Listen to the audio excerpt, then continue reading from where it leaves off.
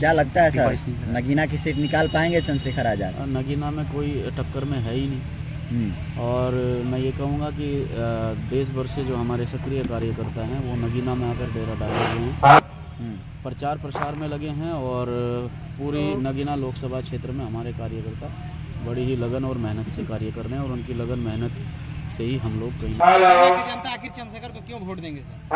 चंद्रशेखर आज़ाद जी लंबे समय से समाज के लिए संघर्ष कर रहे हैं। जब भी कोई समाज पर उत्पीड़न शोषण की बात आती है, जब भी वर्तमान में भारतीय जनता पार्टी की सरकार है, और वो सरकार लगातार कहीं ना कहीं बहुजन समाज के हक अधिकारों को कहीं ना कहीं ख़त्म करने पर लगी है। बाबा साहब डॉक्टर अम्बेडकर के संविधान को घात लगाए बैठी है कि कब वो सरकार में अपनी जो है प्रचंड जीत करके और यहाँ जो है अपना पूर्ण बहुमत, जो इस बार वो कह रहे हैं कि 400 पार पूर्ण बहुमत से अपनी सरकार बनाएं और इस देश के संविधान को ख़त्म करें, वो पूरी ताक में लगी बैठी है सरकार। और सरकार के खिलाफ अगर कोई आवाज़ उठाता है, कोई बोलता है, तो एक ही आवाज़ सामने आती है, वो एडवोकेट चंद्रशेखर आज़ाद है। विपक्ष की भूमिका पूरे देश के अंदर भीम आर्मी आज़ाद समाज पार्टी के कार्यकर्ता भाई चंद्रशेखर आज़ाद निभा रहे हैं। इसलिए भाई चंद्रशेखर आज़ाद के संघर्ष को लोग समझेंगे और उन्हें वोट करेंगे। पूरे देश भर में इंडिया और इंडिया का माहौल है, ऐसे में चंद्रशेखर आज़ाद के लिए बिना अलायंस का लड़ना कितना चुनौतीपूर्ण होगा? देखिए, ये यहाँ पर जो गठबंधन है वो सामाजिक गठबंधन है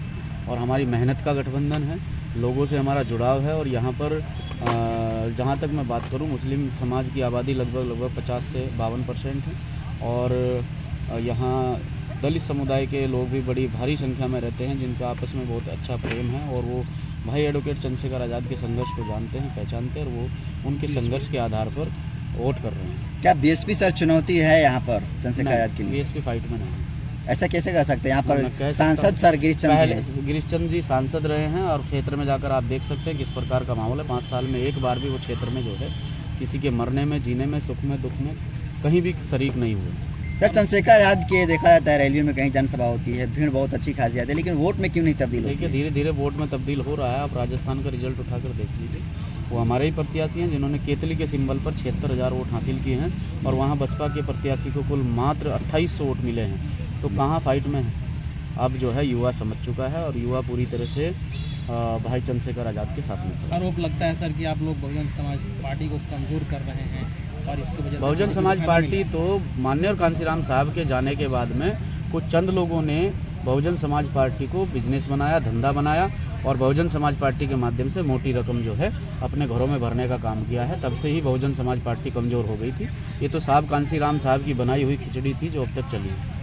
मायावती का स्टैंड हमेशा क्लियर रहता है आपकी पार्टी और चंद्रशेखर आज़ाद को लेकर, लेकिन आपकी पार्टी का स्टैंड और चंद्रशेखर आज़ाद का स्टैंड मायावती को लेकर क्लियर नहीं होता है। आज बहुजन राजनीति के आधार पर अगर कहूँ तो बहुजनों का एक बड़ा चेहरा जो है भाई चंद्रशेखर आज़ाद के रूप में बहुजन समाज देखता है, और हर मुसीबत में भाई चंद्रशेखर आज़ाद और भीम आर्मी को लोग याद करते हैं। तो कहीं ना कहीं वो अपने भाई चंद्रशेखर आज़ाद को अपने सामने चुनौती समझते हैं, और कहीं ना कहीं उन लोगों को डर है, और उसी वो डर देखने को मिला भी है कि एक नासमझ बालक कहूँगा, क्योंकि जिसे सामाजिक जानकारी होती है, जो ज़मीनी स्तर पर कार्य किया होता है, उस व्यक्ति को पार्टी की जिम्मेदारी, उस व्यक्ति को पार्टी का उत्तराधिकारी बनाना चाहिए था।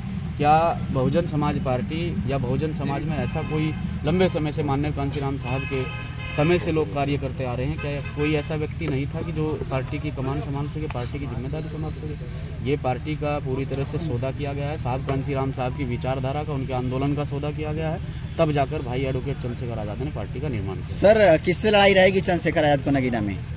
मुझे तो लगता नहीं कोई फाइट नहीं। सर, सपा भी यहाँ पर कैंडिडेट उठा रही है, हम पहले नंबर पे हैं। पहले नंबर हमें अपनी जानकारी है, और हम अपने बारे में बात करने के लिए आए। तो हमें अपनी जानकारी है और हम पहले नंबर पर हैं। हमारी किसी से कोई फाइट नहीं है, औरों की हमसे फाइट हो सकती है। एक आखिरी सवाल सर, आज़ाद समाज पार्टी भी समाज के लिए काम करती है, बहुजन समाज पार्टी भी आज़ाद समाज के लिए काम करती है, तो एक प्लेटफॉर्म पर ये दोनों आज़ाद समाज पार्टी धरातल पर जाकर समाज के लिए संघर्ष करती है। हमारे कार्यकर्ताओं पर मुकदमे लगते हैं, लाठियाँ बरसाई जाती हैं, जेल जाते हैं कार्यकर्ता, और बहुजन समाज पार्टी मात्र सोशल मीडिया, ट्विटर की लड़ाई लड़ती है। तो ट्विटर की लड़ाई में और ज़मीन की लड़ाई में बहुत अंतर है। ठीक है।